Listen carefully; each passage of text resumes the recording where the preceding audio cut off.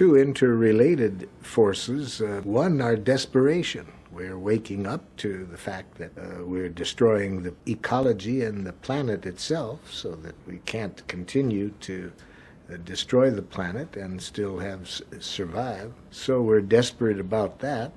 And there's a growing body of people that are getting connected, who have a different vision. They're starting to grow. Some research shows that people with this vision, about 20 years ago, there might have been 5%. Now this is rapidly growing. I'm fortunate enough, as I travel around the world, I'm meeting these people in every country who have a different vision of what the good life is all about than the people who are contributing to the violence on the planet. Well, I think that in the last couple of 100 years, we've again had these wars that have made people aware that we better wake up or we're going to destroy ourselves. The violence has itself been a powerful learning experience. But then we've had in the last couple of centuries some people who know there's another way and have gotten very skilled at organizing people to see a different way. People like Dr. King in the United States and Gandhi in India and others like that, coming along with another way. They're both related. In our work, we see parents who punish children. It's the same thinking that leads the parents to punish thinking as that lead world leaders to think we have to punish whole nations of people. So they're both related to a way of thinking that started at about 8,000 years ago, when a myth started over the planet about how the world began. And in this myth, it was held that a very virtuous male god crushed to smithereens an evil female goddess. And out of this crushing of the evil force with the good force, that energy is what created the planet and the people on it. And this started a rather tragic image then, that human beings are basically created out of nasty energy, and that therefore we need to have some superior people control us. Some theologians and anthropologists that I've studied seem to think that this is how this all got started, this idea that we're basically made out of evil energy, and therefore we need to find those people who are closest to the gods, and these people are our superiors and have a right to control us. Well, this is where we started with the idea of blame and criticism and punishment and reward. I work now with cultures that evolved out of a different consciousness than that have almost no violence, but they have a radically different way of thinking. They don't have this thinking that some people are superiors, and these superiors have a right to control those beneath them. So that's where I think it began. They relate to the image that this God evaluates everybody from birth to death, and when they are judged as good, they get rewarded and go to a place called heaven, and when they are punished, they go to hell. And so this kind of thinking has pervaded over the centuries, and we then have parents who believe they are superior in this realm of the family, and they pass judgment on the children, good, bad. It determines whether reward or punishment. In schools, you see the same thing, and in business, you see a person called the manager who has the right to judge and blame and reward, and then at the national level. So at all levels, you see we have this superior controlling the inferiors, and the language that's necessary for that is a language of using the verb to be, to judge what people are. And within those systems, you have a concept of justice called retributive justice. It's based on how the superiors judge the inferiors. And that's why I'm very happy in Brazil to see a movement to a radically different consciousness of justice based on restorative justice. I have found that when people can connect with what's alive in each other, that's a whole different world than them judging what is the other person. Are they right or wrong, good or bad? But if you judge what's alive in that person, and each can connect with what's alive in each other, it's been my experience that people then enjoy contributing to one another's well-being. But if instead of teaching them to connect with what's alive, you educate them to think of who is what, who's right, who's wrong, who's good, who's bad, then you're going to have violence in that system. The best way I have found for connecting to what's alive in human beings is to be conscious of what are they feeling and what are they needing. All human beings have the same needs, so that when people connect at that level, they don't see people who are different than they are. They see their oneness. We do need to have each person be the final authority at any given moment about what their needs are. But as I said, we all do have the same needs. So whatever needs the other person has, we all have. The difference comes not in our needs, it's how we have been educated to meet our needs. That's where the problem comes in. The problem comes in with how we have been trained to think. See, I went to schools for 21 years, and no one ever asked me what I was feeling or what I was needing. The schools that I went to perpetuated that there are the superiors, in this case the professors, who know what the right answers are, and if you know what the right answers are as they define them, you get rewarded, and if you don't, you get some bad things happen to you. So it has taken me quite a while to develop a consciousness of life, words that describe what is alive in myself and other people. And in my work around the world, I find that when we can connect groups that have been at war, when we can connect them with what's alive in each other, when they see each other's needs, it's amazing then how conflicts which seem impossible to resolve almost seem to resolve themselves.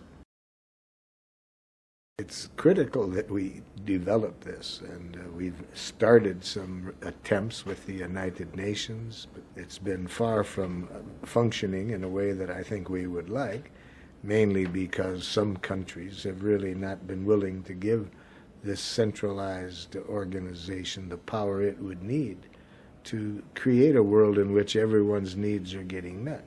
We have the resources to get everyone's needs met. It's only our thinking that keeps the violence going and the starvation going. So yes, I'm very glad, though, to see this growing band of people in every country that I work in. I work in about 50 countries, and I see this wonderful group of people in each country. And yes, now the next step is for them to get together and give the United Nations or another organization that we give the power to, this power to help us create a world where everyone's needs are getting met. We have the resources. The thousands that are starving every day are not because we don't have the food. It's that we haven't seen how we are one energy. We're all created out of the same energy, and we can't really enjoy life until we see that everyone's needs are getting met. A student was traveling with me from country to country. His university gave him the right to do his internship traveling with me. And this was at a time when many of the countries we were working in were war-torn countries. And I think in about our 7th country, he saw the people that were inviting me in every country. And he said from his heart, "You are a very rich man." What he meant by that, he saw that I see a different world than you see on the news. He saw in each of these countries these people who knew how to relate compassionately, even with the people who were different than they were. And so I am very confident that this group of people around the world is in the process now of figuring out how we can connect and how we can transform those structures that are contributing to the violence. What we need is a radical change in consciousness so that people see the good life as not people who think they're good killing off the bad people. We need to have a different consciousness based on compassionate giving. People need to be conscious of what we do know at a deep level within us. That as human beings, what we enjoy more than anything else is willingly contributing to each other's well-being. All over the planet, in my work, I ask people to think of recently when they have done something that has enriched somebody else's life. And when they think of that, I ask them, how does it feel to be conscious that you have this power to contribute to people's well-being? And people smile, and I can just see they're very touched by the question. And nobody has ever told me that they can think of anything that is more enjoyable for we human beings than contributing to people's well-being. In these war-torn countries, I've worked with both sides in many of them. Very giving people, very loving people, always on both sides, even though they're killing each other. But it's the consciousness that is the problem. Now, when we spread this awareness that what we all know at a deep level, that compassionate giving is what we human beings enjoy doing. A second part of that consciousness is our oneness, that we can never get our needs fully met at somebody else's expenses. So we have to be aware that the well-being of everybody in the planet is our well. In all of the countries where we organize people, I'm talking now about war-torn countries, and I pull together the people that I feel I can relate to the easiest and who understand our training and want it in their country. And when we organize these people in all of the countries that we're working in, and we ask them, now, what do you think we can do to contribute to peace in this area? Where do we need to start? And it's interesting, almost all of them agree that we got to start with the families and the schools, because if we want to have peace, we have to radically educate the next generation in a different way. So we still, in each country, we realize we got to do what we can to help make our training available to the warring parties. And we work with the military and the governments, but we really feel that we've got to get to the parents and to the school. We have radically different schools going now in many countries, radically different, where the teachers and the students relate in a cooperative way, not in a way where the teacher controls the child. We don't have punishments or rewards in our school. We never want children to learn anything unless they see how it's going to enrich their life, and they choose to do it. One of the ways we got started in the schools was the amount of violence that exists in many schools, especially in the United States, where I've done most of my work with schools. So whenever the schools just get petrified by the amount of violence, then they're open to change. So we go in and show them how to create a radically different school structure. This involves teaching the teachers, the students, and the parents nonviolent communication, a different way of communicating with each other. We show ways of getting the students to teach each other. So a student who has just learned something teaches others what that student has learned, rather than competing with them and getting a better grade. So we have an interdependence that we build into it. And we're very excited about the research showing that in the schools that we've been creating, a radical drop in the violence and an increase in learning. I was in the village of Bet Sahur in Palestine, and at the end of the day, a young man about 22 said to me, "Marshal, I like very much nonviolent communication. I think it's going to be very helpful to us in working for peace here. But don't take this as a criticism, Marshal. But you know, this is nothing new. It's just applied Islam." And he saw me smiling, and he said, "Why are you smiling?" And I said, "Yesterday I was in Jerusalem, and an Orthodox rabbi told me it was applied Judaism. And the man who coordinates our program in Sri Lanka is a Jesuit priest. He tells me it's Christianity. And the people I work with in India tell me it's Hinduism. And so who am I to believe?" Well, so in each of the religions, there's two different ways in which people understand it. Unfortunately, the minority group is the one that I think contributes to peace on the planet, and the other creates the violence. I'm very optimistic about it because I believe it's a more natural language. Gandhi warns us to be careful about mixing up what's natural with what is habitual. The language we've been taught, which I think contributes to the violence, is now habitual. We've been trained in this way for centuries. But the good news is, and what gives me optimism, is that I really believe that nonviolent communication is a more natural language, so that when people get exposed to it, they get hungry for it. It makes life very different to live in a natural way, where we connect to life within each other. So we see this in our work, where we get groups together that have been on opposite ends fighting with each other, we ask them, what needs of yours would you want to be sure get better met than is going on now in the midst of all of this violence? And what often happens, usually happens when we get groups together, they don't know how to answer that question of what needs of yours do you want to meet. But when I did this in Nigeria, as you may have read in one of my books, one of the chiefs from the Christian tribe screamed across the table at the chiefs that we had organized from the Muslims. See, I had asked, what needs of yours do we want to get met? Instead of answering my question of what needs, he screamed at the other side, you people are murderers. And the other side screamed back, you people have been trying to dominate us. We won't tolerate it anymore. See, I asked for needs, and I got back diagnoses. Now, in our training, we tell people that all of these criticisms that lead to the violence, all blame, is a tragic expression of an unmet need. So I helped the chief who screamed murderer to identify what need was he trying to express when he said that. And I said, Chief, are you saying that your need for safety has not been met and you want to be sure that people are safe now? He looked at me and said, that's exactly what I'm saying. Well, he didn't say his need for safety wasn't met. He screamed, you people are murderers. Then I got the other side to hear his needs. It wasn't easy, because when I said, would somebody on this side of the table please tell me what the chief said his needs are? One of them screamed, and why did you kill my son?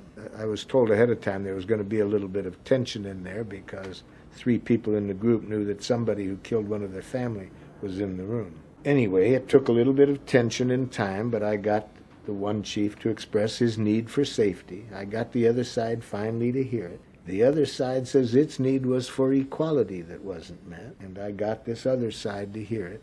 Now, that took me well over an hour just to get them to express needs, one need each. Then one of the chiefs said to me, Marshal, if we know how to communicate this way, we don't have to kill each other.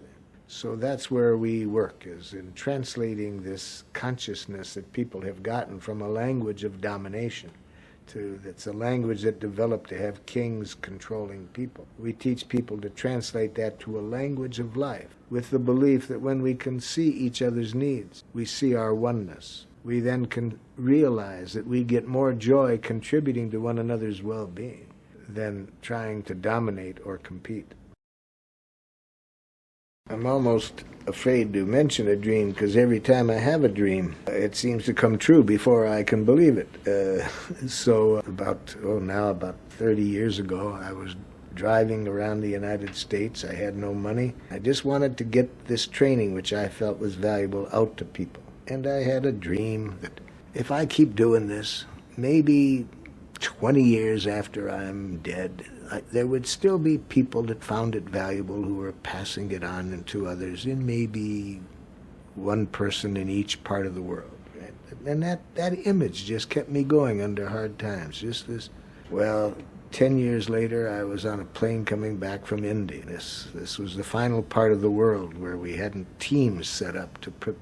And now here I saw there teams all over the world passing on this training, which I felt so valuable. And I wasn't even dead 1 year yet. So just about every time I have a dream that seems impossible, it comes true. But what is my dream now? It's our network's mission. That we really dream of a critical mass of people that would be re-educated, and when we could educate a critical mass of people so that everyone's needs were being fulfilled compassionately on the planet. All of the needs for food, all of the needs for safety. I believe this is reachable, that we can create a planet where everyone's needs are being met compassionately.